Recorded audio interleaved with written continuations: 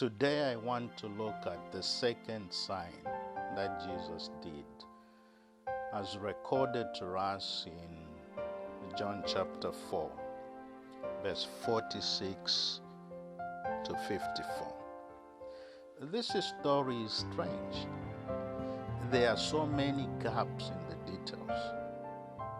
All we know is that this man had a son who was dying, but we really don't know precisely the nature of his illness, except that it was high fever. He was near the point of death. We also don't know the name of the son or the age. All we have here is a hint because of this melancholy phrase, my little boy. We can guess therefore that this son was not yet an adult. The other thing missing out of this story is the mother. We are not told the mother's name. She is not even mentioned anywhere in this story. So far, all we know is that this man was a very important man. He was rich and powerful and influential. He was a power broker. He was a man feared and respected by others. He was accustomed to giving orders. The Greek word used here is a general term that means one who serves the king. We can assume it meant that he was an official in the government of Herod Antipas, the Tetrarch of Galilee. Now, Herod was a wicked man, not the kind of man that you would want to be associated with if you're looking favors in the Jewish community. Herod had John the Baptist put to death after John counseled him not to marry his brother's wife. Who is this nobleman? There is an interesting footnote in the story. Some scholars think that this is the same man referred to by name in Acts chapter 3 verse 1. Manaen, the foster brother of Herod the Tetrarch. Well, we don't know. We can't be certain that this is the same man. But if so, it's likely then that this story is the moment where Manaen came to believe in Christ.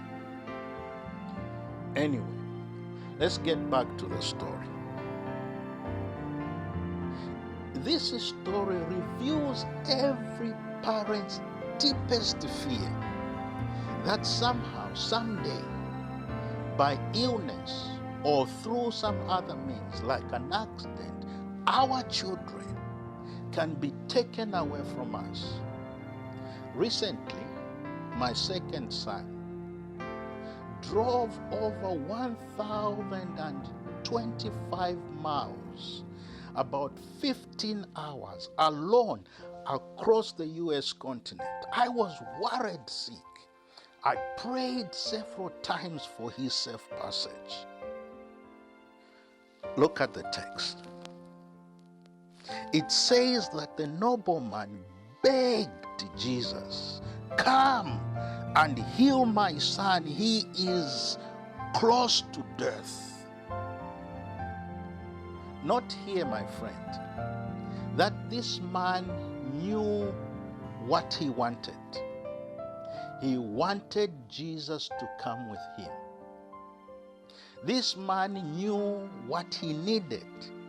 He needed healing for his son. This man knew why he needed it.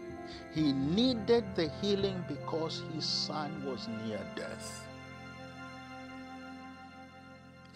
Can I point out here that there is something positive and something negative in what this man says. On one hand, we see the positive. The father believed Jesus can heal his son. But on the other hand, we begin to sense the negative. This man's faith was defective. He believed that Jesus needed to travel to Capernaum to be personally present in the man's house for the miracle to happen. That's about 22 miles. Jesus' answer also has negative and positive.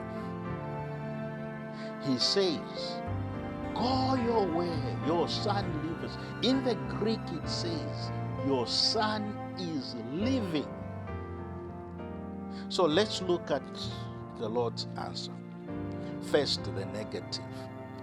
The Lord denied the father's request, come down. And the Lord said, no, go your way. Second, the positive. Jesus granted the father's request. He says, go your way, your son is living. This man accepted Jesus' way of acting. He stopped pleading and begging. He simply obeyed without question. He did not insist to see the miracle first. Amazingly, he simply left believing. He was uncertain of the outcome. Nevertheless, he obeyed the word of Jesus. He left, and that's the point. Faith is active. It is the working dynamic. What we do, it is putting to use the grace of God. I like stories with happy endings. As the man is making the journey home, he saw a crowd of people coming his way in a distance.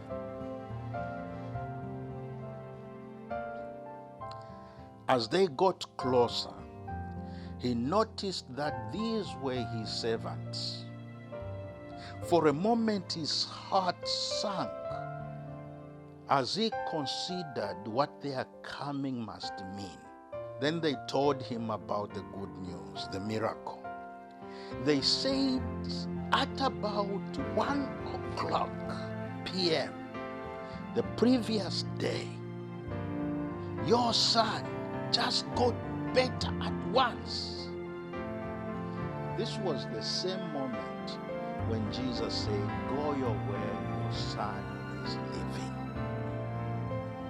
Jesus healed the boy 22 miles away. This man and his household understood who Jesus was. They believed in Jesus, and together as a household, they committed themselves to this remarkable power and authority in Jesus Christ. Friends, this second sign tells us something about Jesus that we would not otherwise have known. This story says Jesus is Lord over time, over distance, and space. He has authority over illnesses. I pray, God, you will have faith to trust yourself to the Lord in whatever circumstances you find yourself, knowing that Jesus is responsive. God bless you, my friends.